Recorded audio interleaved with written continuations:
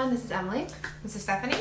And today we're actually going to discuss a bit of our recommendations for fall reads because we know that the season's kind of coming up and we are actually really excited to either suggest these reads or read them ourselves. Yes. So for my picks, basically, so my, approach to it was I'm like on like a word for it these days.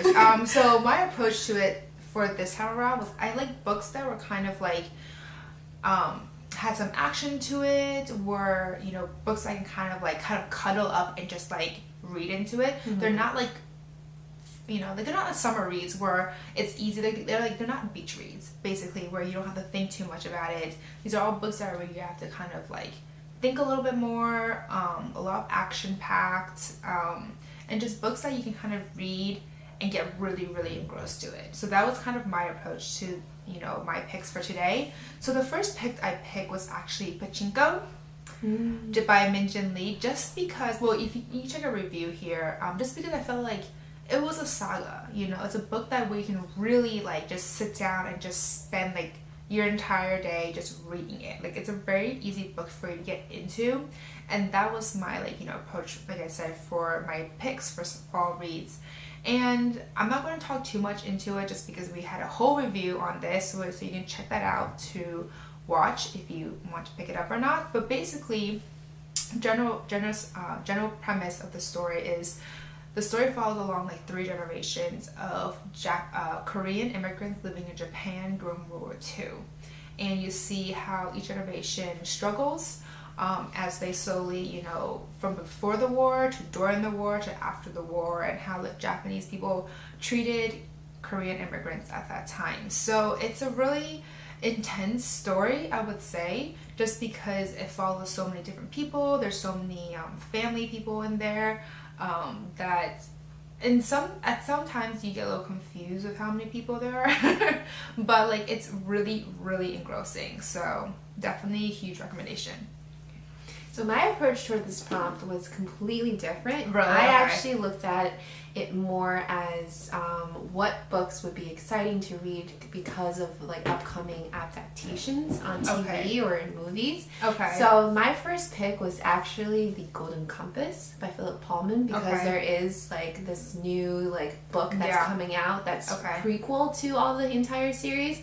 And a lot of people have been rereading it, and it's kind of like lower on the radar right now, but as like the release comes out, it's going to definitely pick up. So that was more like, I was like, how to give people an easy time while also reading my suggestions. So basically I was like, so definitely Golden Compass follows this main character. Her name's she's 12 years old. I think her name was like Lola. And Laya, sorry. And then she basically is tasked with this enormous responsibility of delivering a compass-like device over to one of the main people who are responsible to the academy. And along the way she ends up realizing that there's hidden schemes, hidden agendas, things related to her own family that she had no idea about. And this is just actually book 1 of an entire trilogy. So like Philip Pullman's one of those authors that like came up with the like trilogy idea, I feel like, at least for me, before trilogies was even like a trendy thing. Those books, that trilogy came out a really long time ago. I actually watched the movie recently, so so I guess like you're kind of in the same mood coming in, so that wasn't a bad recommendation. But I would definitely say that that's one of those things, one of those books that like I would look forward to reading, especially given the fact that there are things coming out later related to it. So my second pick is actually a trilogy going along this theme here. Actually, my next 2 picks are both trilogies. Oh wow, okay. But so this one is called the Malediction trilogy, and it's actually, I won this whole trilogy as an audiobook by the author. I think she was giving some sort of giveaway and I happened to win. So I've been kind of listening to these audiobooks for the past like week or 2, and I'm on the 3rd one. I'm almost done with it, and I recommended it just because it's a great fantasy trilogy so far. It follows along the story of trolls. Like there's not much books out there that's troll driven. So this book was definitely on my radar just because it was very different than the normal fantasy novels out there. So the basic premise is, you know, there's these trolls, and everyone knows that trolls have magic, right? Like, you know, that's something that we've known for a while now, if they were real. So basically they were cursed, and they're now like under the mountains, and they've been living there for the past 500 years. And this girl called Cecile, she gets kidnapped and, you know, brought to the trolls, which at that time she was like, whoa, they exist, because they all thought at that point, it's been 500 years, they thought they were actually like, you know, just myths and folklore at that point. But she found out they actually exist, and they've been under this mountain for the past 500 years, and they were trapped there because they're cursed. So she was kind of the pivot point in terms of, you know, breaking the curse, finding the witch that has been basically living for the past 500 years, to kind of break the curse. So at first she was just like, you know, not into them at all because she was kidnapped. But then like she realized that she spent more time with them, that they actually have a cause, you know, and then she becomes more sympathetic, tries to like actually free them, you know, from this curse. And because of the whole situation as well, she was actually bonded to the troll prince. And it was kind of interesting because a lot of the trolls are like monster looking, but then there are a few, I think the royal family, that's supposed to look beautiful. So I think his prince was supposed to look gorgeous, but a lot of the other ones all had like some deformities on them, just because, like, for example, I think this one character was actually the twins, and then they're like conjoined, so like one's in the front and one's in the back. So like when you talk to one person, it's like this way, and then if you want to talk to them, you have to like turn around or like something, you know. So like it was definitely an interesting book. I haven't finished it, but I do recommend it just because it's like I'm so engrossed in this book, in this trilogy right now, just because it's so fascinating. You find so many creatures out there, not just trolls. As the series progresses, there's like dragons, there's these monsters. Like I think it's a great read so far, so definitely enjoy it. So for my second pick, I actually went along with the hype that's surrounding Crazy Rich Asians. I actually happened to get my hold on Rich People Problems, which was the third book. Wait, I think I was also reading that like on the train yesterday. Oh yeah. So like it is a trilogy again, but it's not a trilogy in terms of what we typically understand as trilogies, like dystopias or of fantasy or paranormal romance. Yeah. It is actually a chick lit trilogy, which is kind of rare to find, I feel, because sometimes they're either like episodic, like the way that like Gossip Girl, Pretty Little Liars. I guess Pretty Little Liars has like a thriller theme to it, but still I would consider it a little bit more of a chick lit for me. For sure. Or like Bridget Jones' related series. But like overall, like what makes this series particularly unique to me is the fact that it's all about Asians and about rich Asians, which actually isn't written very often in English literature.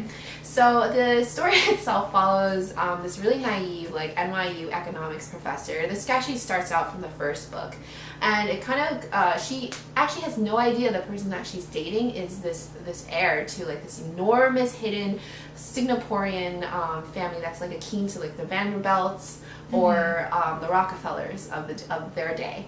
And then she has to go over there when there's like a new wedding of like her boyfriend's his best friend, and then she is completely surprised by the amount of squander as well as like I guess scheming that's going on within the richest of the rich in Asia. And it just is really interesting to read throughout all three books about like how like certain characters dealt with certain issues, the sort of like ins and outs of their relationships, like how they actually managed to lose or win their fortunes.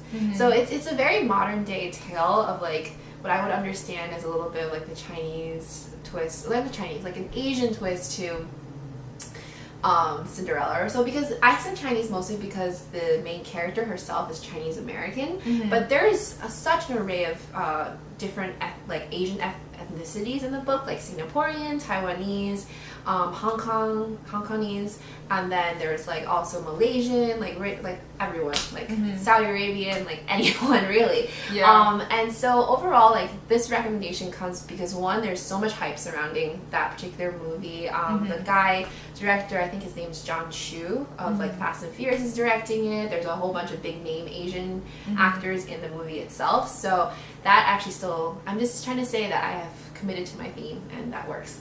Yes, she has committed to this theme. I think she talked about this series for multiple videos now. I mean, it is like somehow she managed to incorporate it in every video. But it's like I managed to finish reading it, and I think that it would be a good read just because overall my recommendations, like I said, are all about like the upcoming like releases or things that are like really up there. So my actual next pick was actually, it's still going with my whole like action-packed theme and like books that you can just really like get into, but it also follows a theme that you went through where it's in anticipation of another book that this author wrote. So I picked for my last fall reads was another trilogy, the Legend trilogy by Mary Lou, and we all know her new book is coming out, Warcross. So this is a good pick if you want to see her previous works. So basically this story follows, is a dystopian novel as well. Tons of actions, romance, etc. Basically it follows the story between June and Day. June is like this prodigy that was raised by the Republic and is supposed to be like a really high-ranking officer. Like that's what she's been trained to do and kind of like prepped her entire life. Whereas Day was born in like the slums or raised in the slums or something, and he is now like the Republic's most wanted criminal. So because of an incident where June's brother was murdered and Day is like the top wanted suspect for this case, she goes after him, even though like he had nothing to do with it. And so that's how their worlds collide, and they realize that there are a lot of actual hidden schemes by the government and by the people around them first of all. So they actually start to rely on each other, trust on each other, and obviously as most YA, they fall in love. Like this is something we all suspect, so it's not even a spoiler. But yeah, so like this series is, I really like this trilogy just because I like dystopians in general, and I also picked it in anticipation for Warcross. So cool. Even though Warcross has nothing to do with this, it's like a totally standalone book. Yeah. So for me, my last pick that is in anticipation for new releases is actually one that you suggested me separately outside the video. It's called it's Agatha Christie's book related to Murder of the Orient Express. Okay, I actually reread it like recently. The one that I posted the other day. Yeah, you just posted it. Actually, it was such a coincidence. I was just actually like dallying through it, and then you posted it. I was like, oh. Okay, well, I guess since I'm reading it and I also am in that mood right now, I do feel like thrillers. Actually, I'm gonna make two. Is that okay? Yeah. Okay, so like they're actually the same particular feel of, but one is the Murder of the Orient Express, and the other one I would actually read because it goes along with our videos theme so far is Sharp Objects by Gillian, because that's actually a new release. That's a movie. Yeah, it's not that a movie. It's actually an HBO series. Yeah, that's coming out with Amy Adams, who's awesome in acting. I like how you brought this up because I was actually, the reason why I picked that book is I was like, what should we? I was thinking of content, you know, for future videos, and I was just like, oh, we haven't done another like movie book series adaptation for a while. So I was googling these things, and the one that popped up was Sharp Objects, which I was like, but I don't really like the Gillian's like Dark Places videos, so I was like, oh, I don't know about this one. But then the Murder of the Orient Express, I was like, oh, I do like Agatha Christie, like, she might be a good one. So and she's already written everything because she's not alive anymore. I know that.